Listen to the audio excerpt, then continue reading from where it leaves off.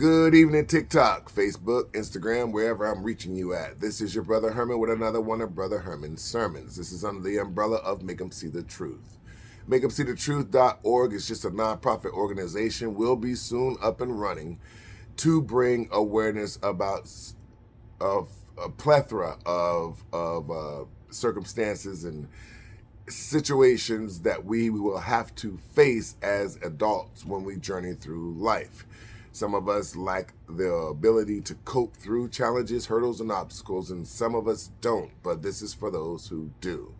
If you'd like to support us, you can support us by donating to our Cash App, and all that information should be on the front of this channel. If it's not, then you can go to our YouTube channel. It should be there. If it's not there up on the Brother Herman sermons, just reach out to Cash App, $ Make 'em See the Truth. If you'd like to just reach out and tell us how we're doing, share your thoughts on the content that's being shared, you can hit that comment button at the bottom of your page and it shall allow you to do so. Someone will reach out to you. If it's not myself, I will find someone who can help you. In the meantime, we're going to be wrapping up Series 22, God Will Empower Us Through. Episode number 10, the wrap-up, dealing with addictions. We begin it like this. Alcohol is a substance that many people become addicted to if it is misused frequently over time. Most people who are addicted and become a parent can pass along their addiction to their children, believe it or not. And for this reason, alcohol addiction can be a genetically inherited one. Also, alcoholics generally hang around with other alcoholics or tend to drink alone. And because of surrounding themselves with other alcoholics, this environment of alcoholics becomes toxic for raising up children. If a child grows up in an alcoholic environment, this factor can play a huge role in whether or not they will eventually become an alcoholic, as well as their parents, guardians, and or peers.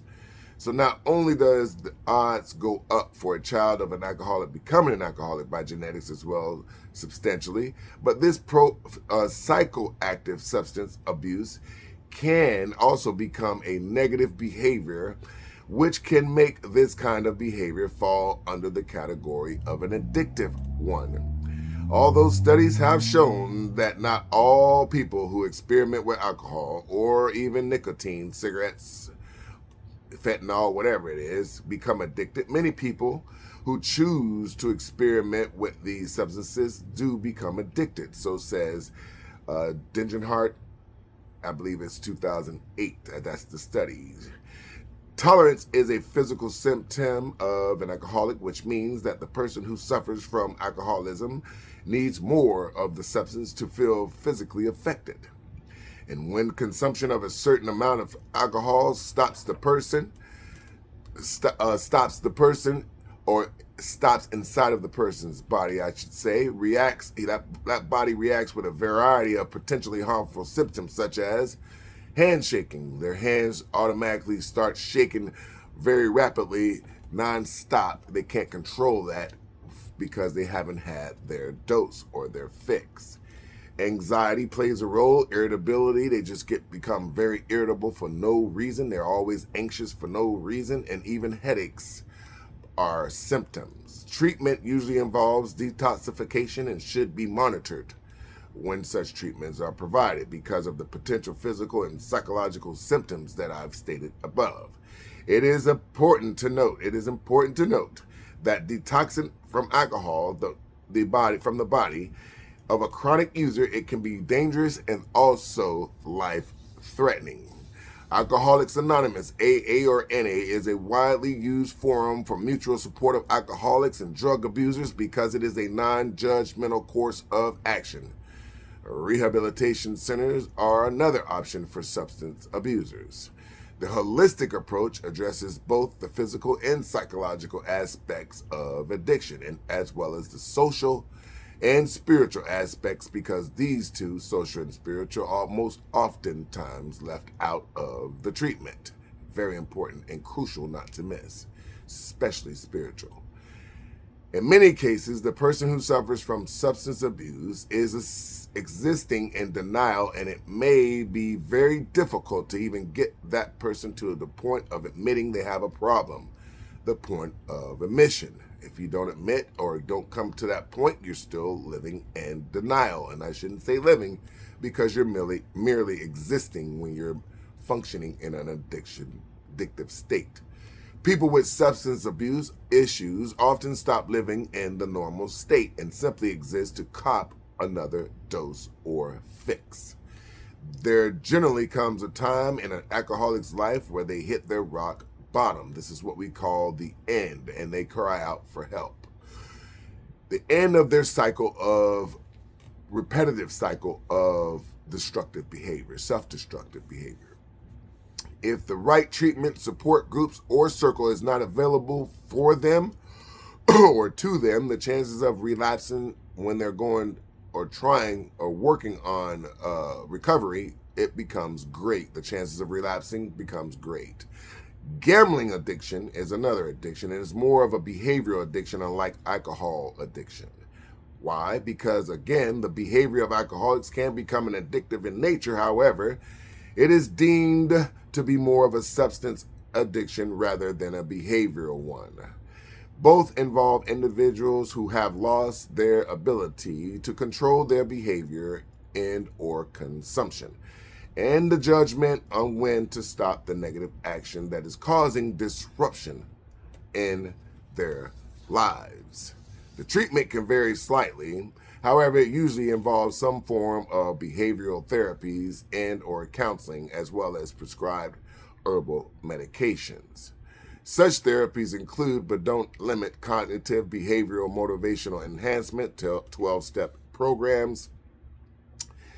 It can also include family and or therapies that work directly with belief systems, thought, and also spirituality. So we're just tapping into the cognitive state of the brain, because that's where that little chemical called dopamine is released, and most addictions stem from excitement.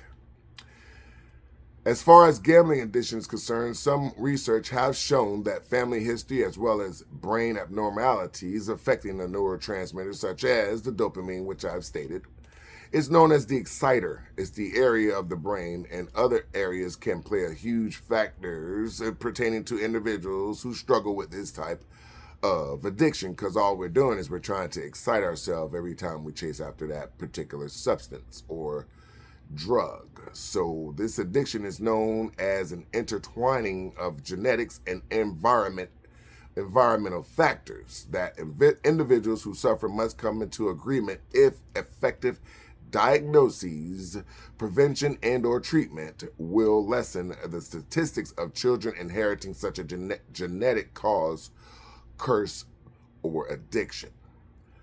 Some of the physical and psychological symptoms commonly witnessed are individual who lies. They lie about their lack of financial support.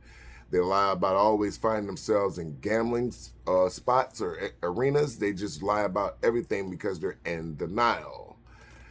Lastly, shame is a big factor. It's a big factor or admission for most individuals who suffer from addictions to face, own up to, or simply accept.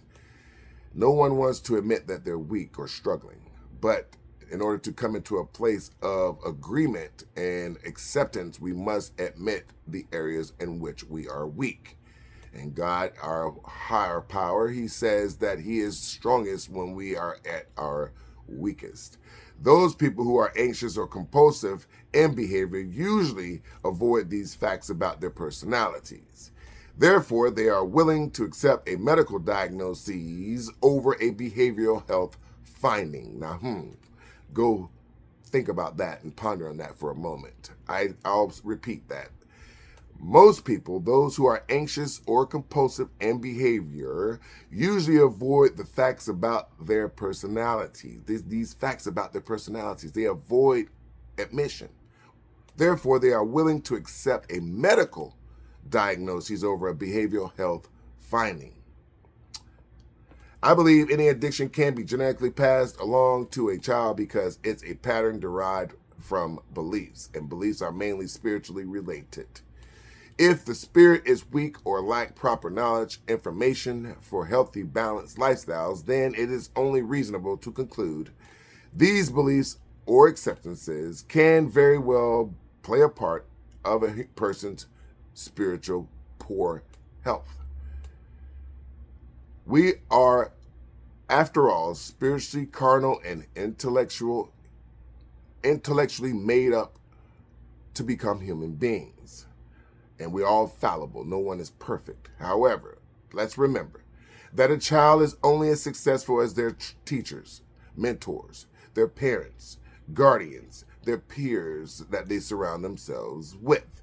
It's ultimately their decision. However, the child will make their decisions based on their knowledge and information delivered and taught by the social circle or family circle that is surrounding them. It's a debatable issue, yet a factually sound conclusion for a child who makes poor decisions based versus those who have been trained up correctly in the way that they ought to go throughout their journeys, as our Holy Bible tells us so, the basic instructions before leaving earth, the book of Proverbs. Chapter 22, verse 6, I believe it says, train up a child in the way he or she shall go, and they shall not depart from it. And I'm just paraphrasing, but it's basically what it means. Train up a child in the way it should go, and chances of them making poor decisions later in life becomes lesser. They will make some bad decisions. We all will, no matter how well we are trained up. But the least amount of poor decisions that we make, the less heartache we experience in life. With the right approach and consistent system of counseling in place, early intervention programs in schools or our communities could help break the cycle for children growing up in alcoholic or substance abuse households.